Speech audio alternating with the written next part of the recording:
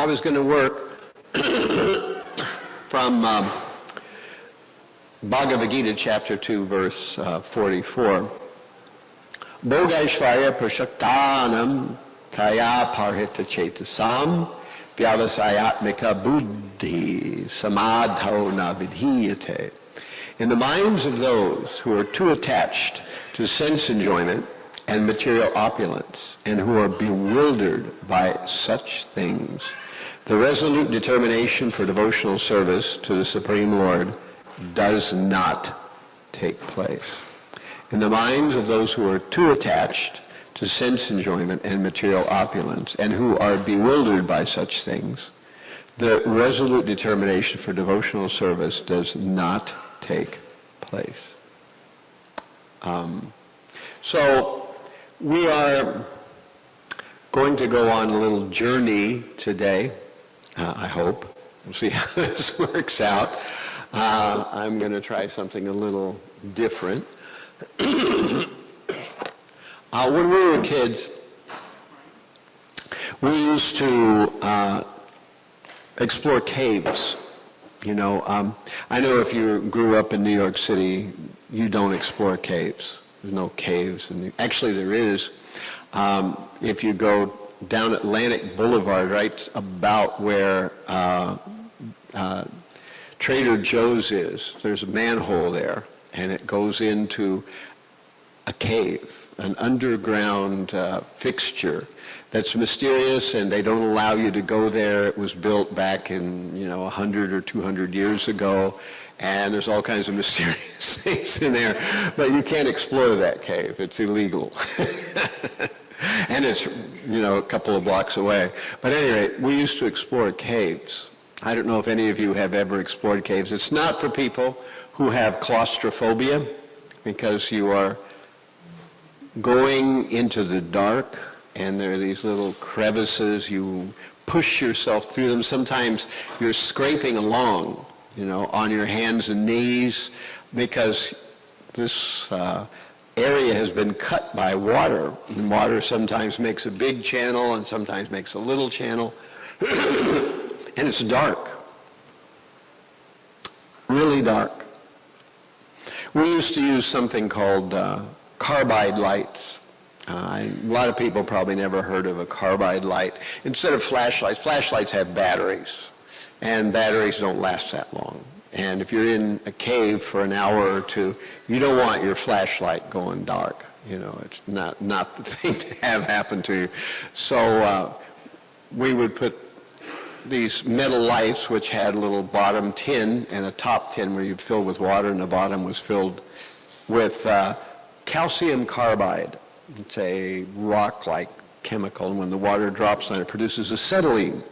And the acetylene gets pushed out the front, and you light it, and it becomes very bright, way brighter than any electric flashlight. We used to use those. So with that kind of as a preface, the human body, the body that we live in, I don't know how many people think about it. It's kind of the intersection of a number of different worlds. We usually don't pay any attention to it. We don't recognize it. It's something that just we don't pick up on. But the human body is like an intersection between different worlds.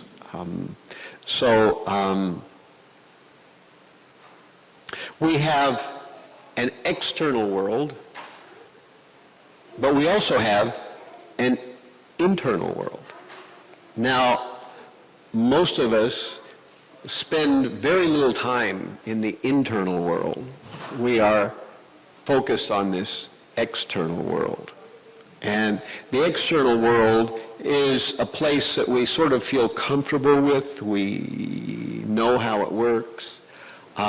If you're a scientist, you perform experiments out here in this world. This is the world where, the physicists do some kind of experimentation to find out how reality works. F equals ma, E equals mc squared. We have these various formulae. We learn that 2 atoms of hydrogen and 1 of oxygen make water. And as we were saying, if you add H2O and calcium carbide, you get acetylene. So you get these different things happening in the external world. But what about the internal world? It's like a cave. We all have one, right? It's one of those places we don't go very often, but we want to go there today. We're going to try to put on our cave outfit and venture a little bit into that internal world. Because the internal world is the place where a lot of things are going on, but we don't usually pay attention to them. We don't usually even think about them. Now, for right now, I want you all to close your eyes. You know, we can open them again in a few minutes, but close your eyes. I'm going to be watching, too. See that everybody does. Now, notice how these people aren't closing their eyes. We need a bat here or something like that. So if you close your eyes, you notice how different the world suddenly becomes. You've just got my voice and this darkness. Close your eyes for just a minute. We can open them again in a minute or two. But notice how things change just by closing your eyes. There's a different world suddenly. That world's different than the one we were just at a minute ago with our eyes open. Now, our bodies haven't moved. We haven't taken any kind of psychogenic substances or anything, but suddenly the world has changed. By closing our eyes, we're in an internal world. Now you can open them again. Some of you never close them.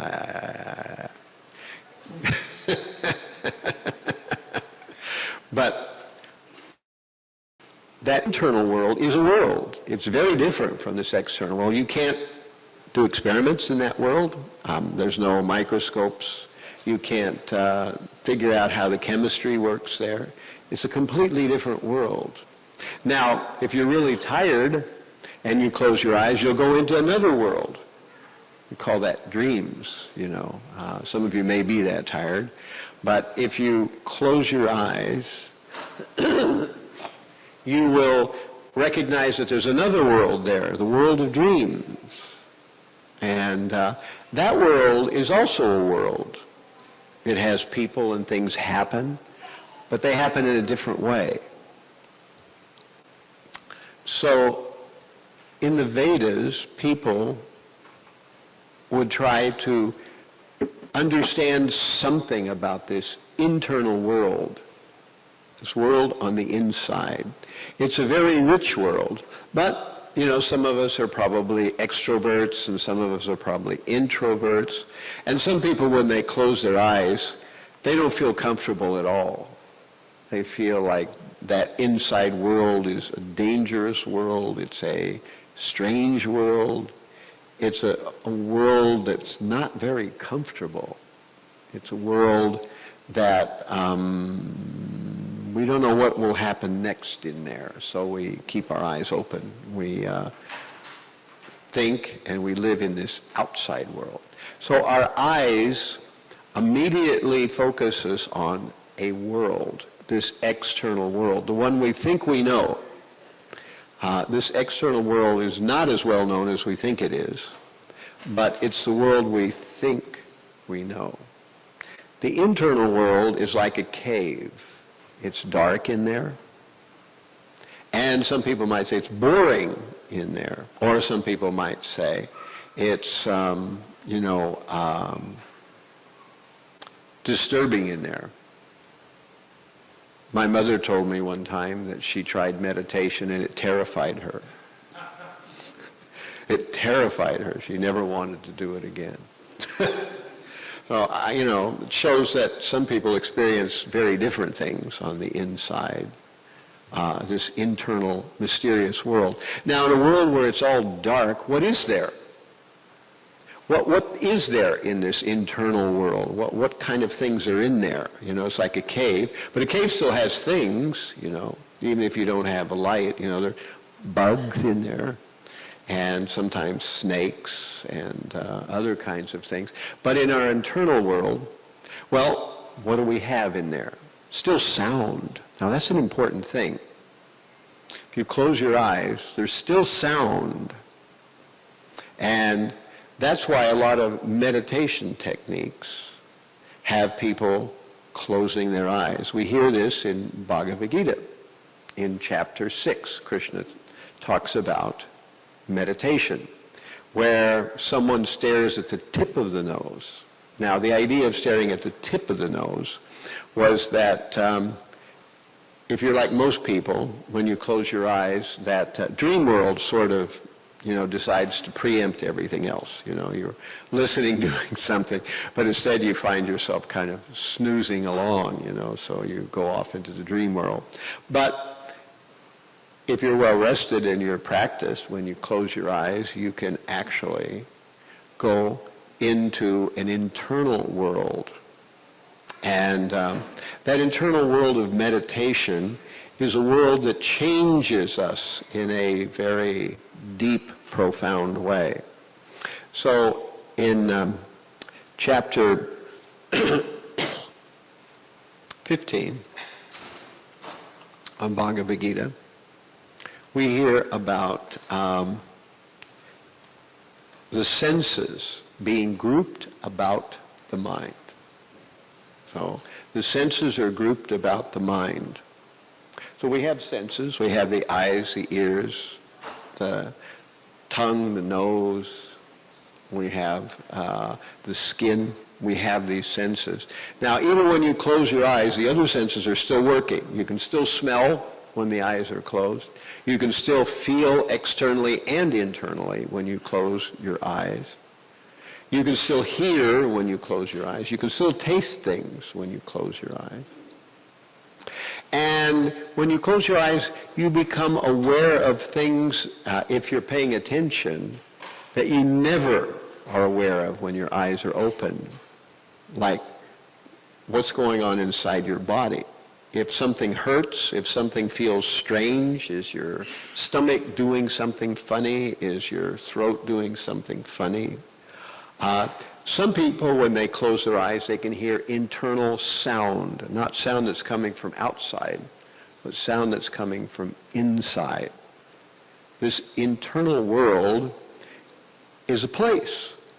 It's a world. It's just as full of things as this external world. But like I say, most of us don't go there. If you're an extrovert, you probably never go there.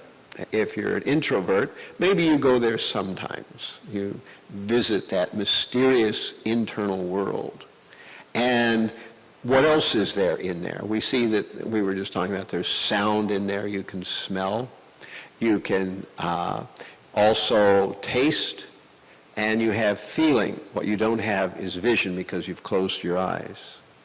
So all those things are in there.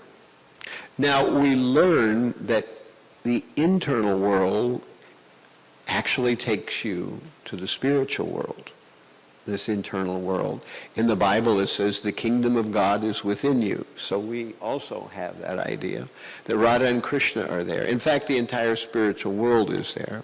But usually we are so focused on this outside world and we take it so seriously, we never visit the internal world. And if we want to ever go there, we're a little bit terrified of what we might find there.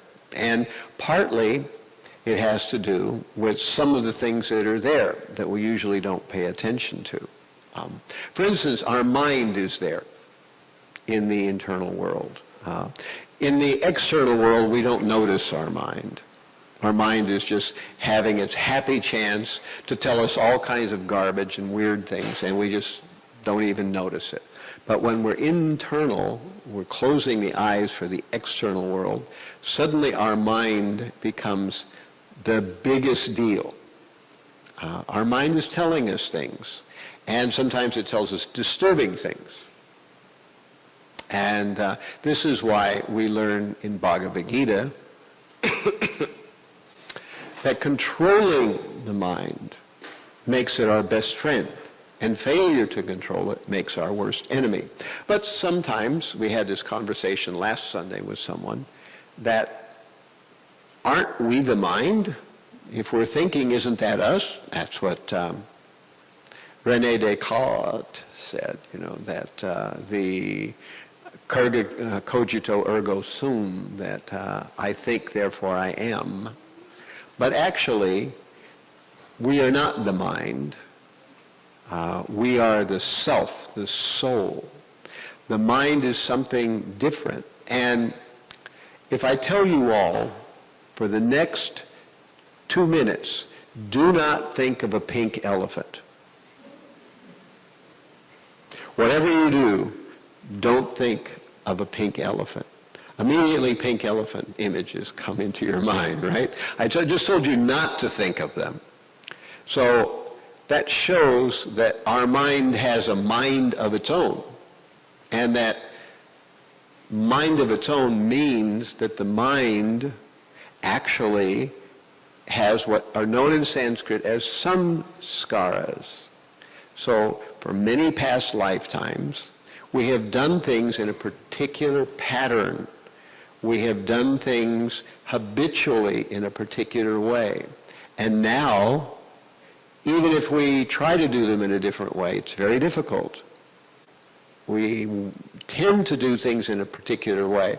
And in the past, we filled our minds full of nice, fresh garbage of various kinds from all kinds of sources. And now all that stuff is in there. And so we're listening to a Bhagavatam class or watching the deities or doing something, and suddenly garbage comes up from somewhere. And this is because our samskaras, our patterns of thinking, have been so strongly formulated that we have trouble pushing them aside. So this mind has to be controlled. And this is why sometimes for people, this internal world is not a very comfortable place, because the mind is in there. What else is in there in this internal world? Emotions. You can imagine right now, we're all sitting here in a class, probably most of you are kind of okay emotionally. But what if you just had an intense argument with someone that was your spouse or lover or something like that? You can imagine how listening to this class would be very different because of an extreme emotional content. So we can't see emotions. We can't hear them. We can't smell them. But we sure feel them. So they're on the inside there. And this is why the idea of meditation is such a worldwide thing. Why in meditation, all over the world, people try some form of meditation. And this is to focus on the internal world and to stop focusing on the external world, particularly the eyes. And one can focus on, in some cases, the breathing. That's another thing that's in the internal world, the breath. Now, that's the doorway to mystic yoga, if you want to go that route, but we don't recommend. But when you breathe, that breathing is an internal experience. And if you focus on the breathing, particularly the ingoing and outgoing breath, you can drill it in such a way that as you breathe in, your chest shrinks. And as you breathe out, your chest expands. It should do the other thing. Usually when we breathe in, our chest expands, and when we breathe out, our chest shrinks. But in yoga, you're doing the opposite thing. You're trying to expand your chest when you breathe in, and you're trying to contract your chest when you breathe out.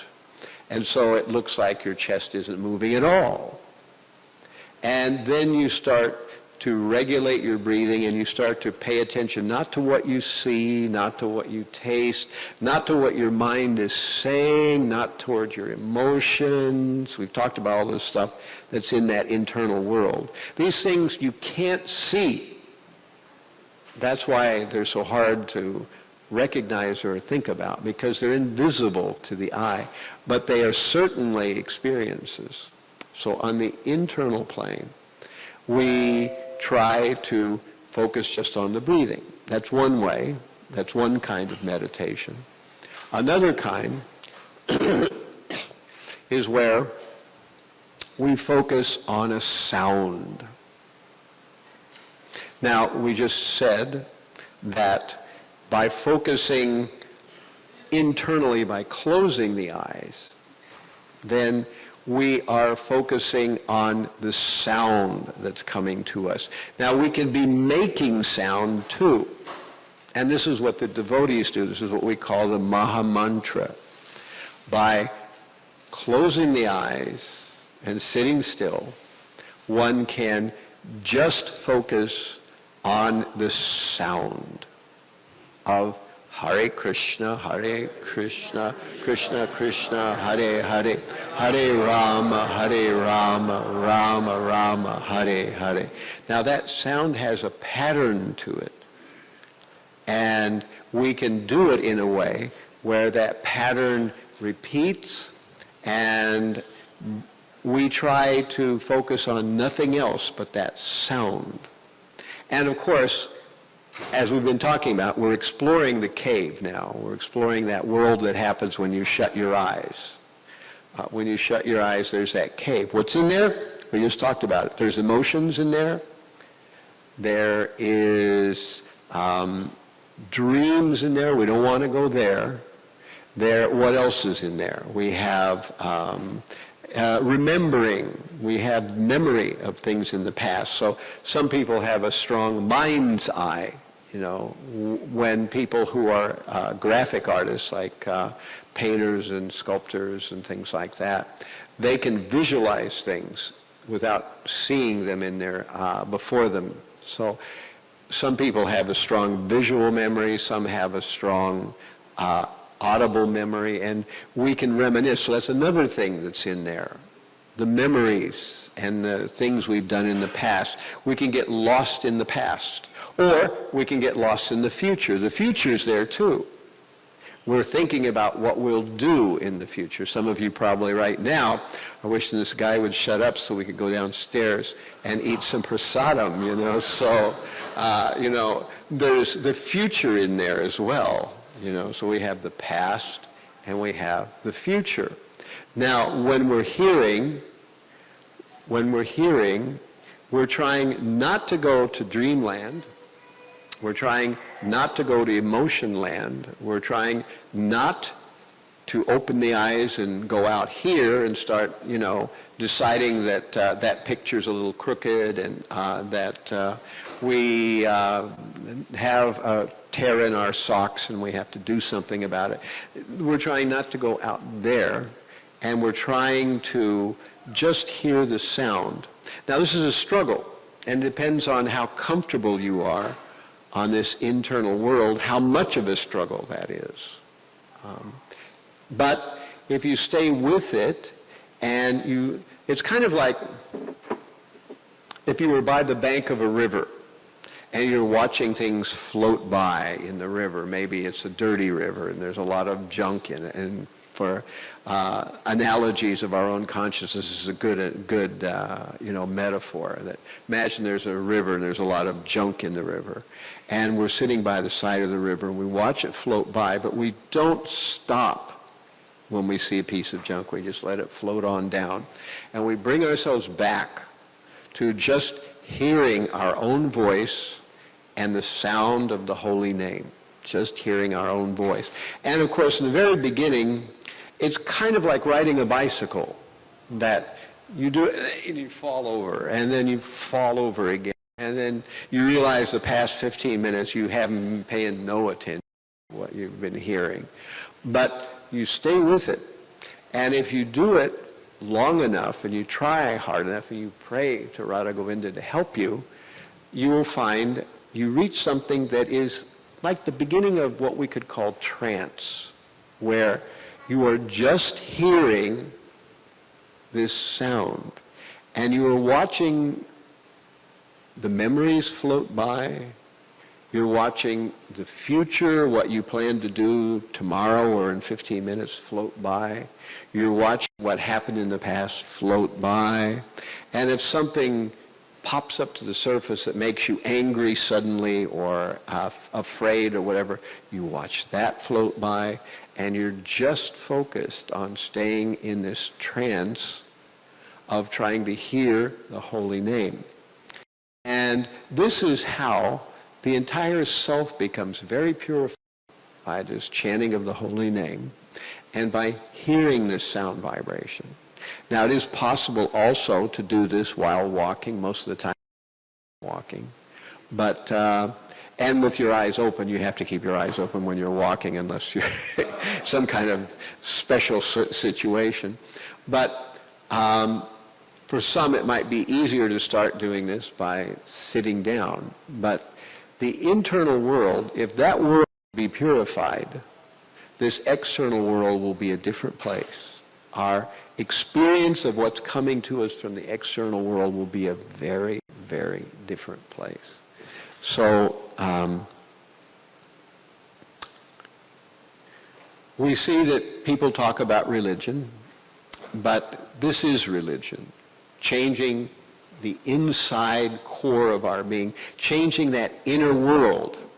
And the most important thing that's in that inner world is our desires.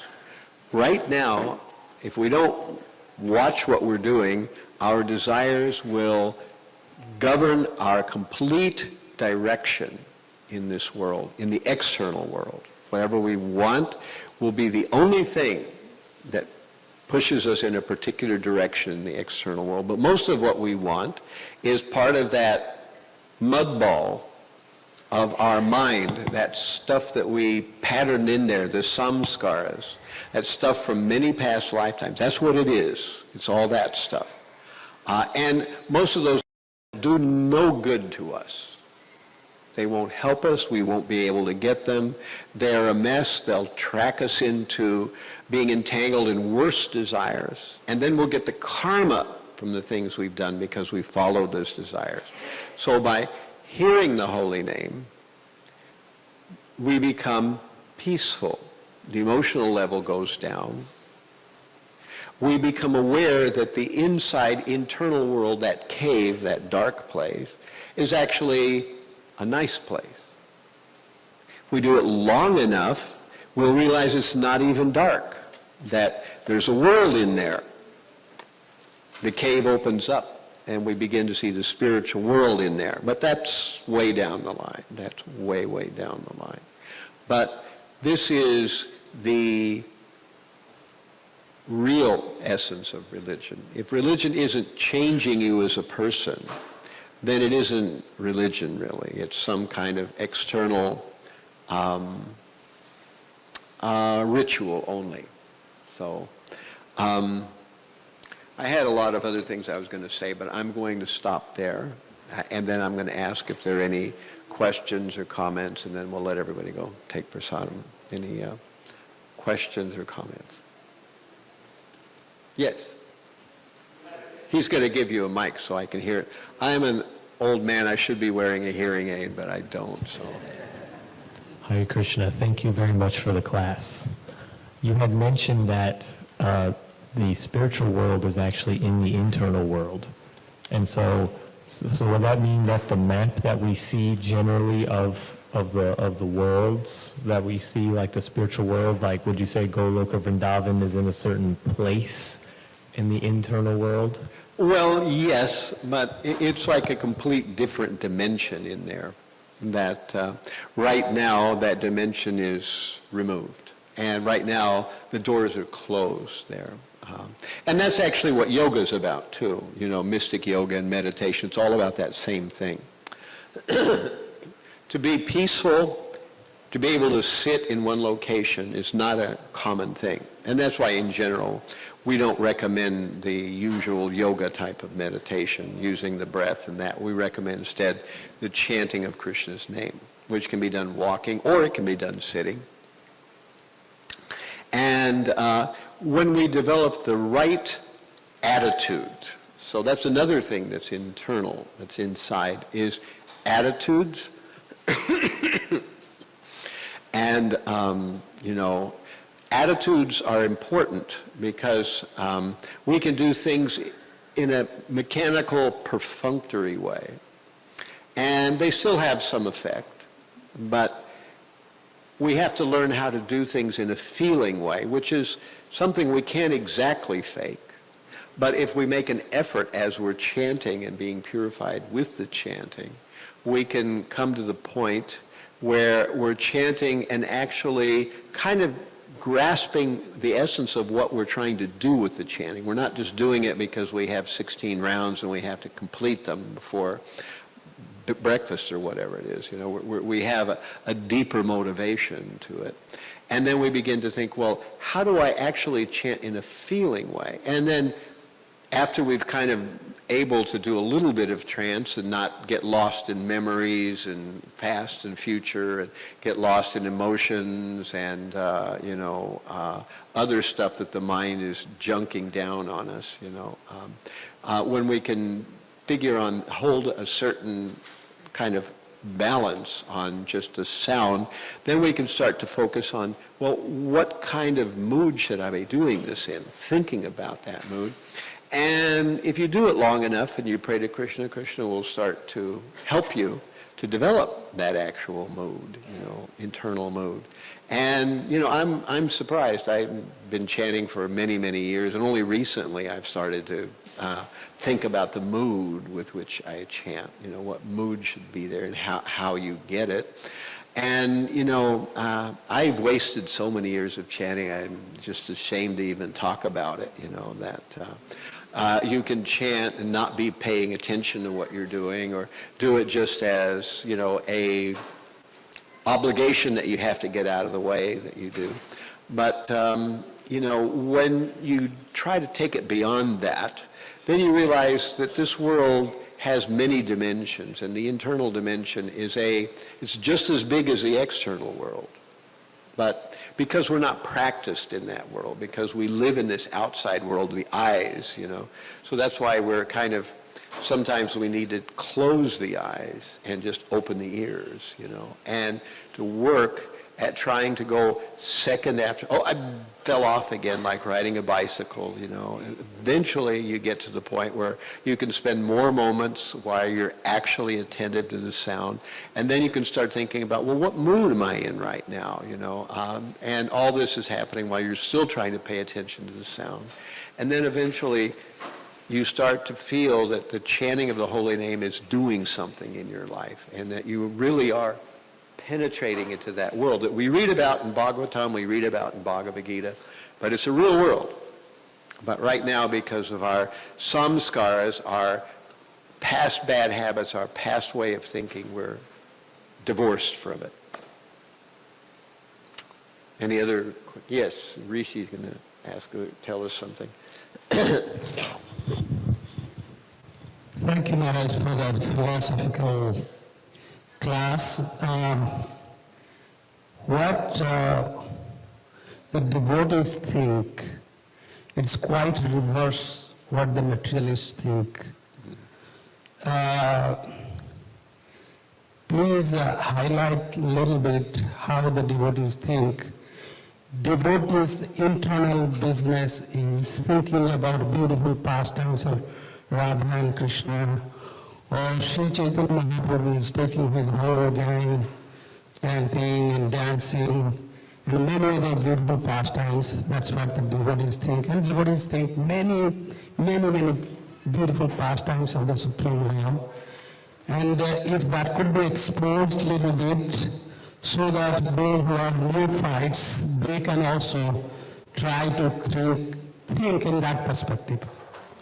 Well, I think a lot of us come from a religious background where God is known in such threadbare non-detail that it's hard to imagine how anybody would be attracted to God, the way it's presented for the most part, you know. We need to know what God is doing. We need to know why he's doing what he's doing. We need to know about his potencies and energies. And eventually we learn his pastimes, which is kind of the latter end of the scale. Now, with his pastimes, some people can absorb themselves in his pastimes, but most of us can't do that for very long. You know, so instead, we can engage in service. So by working in the external world, we can help make the internal world ready. And by working in the internal world, we can finally make the external world what it should be for us. Okay, so things are winding to a halt here. So I thank you all for enduring me and giving me your attention. All glories to Srimad Bhagavad Gita. All glories to the Vaishnavas of Hare Krishna.